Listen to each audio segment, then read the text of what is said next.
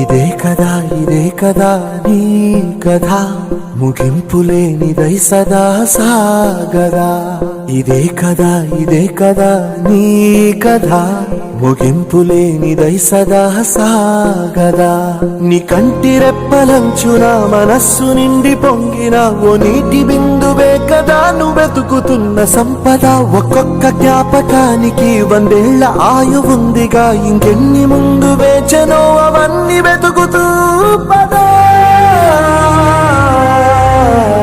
మనుష్యులందు నీ కథ మహర్షిలాగా సాగదా.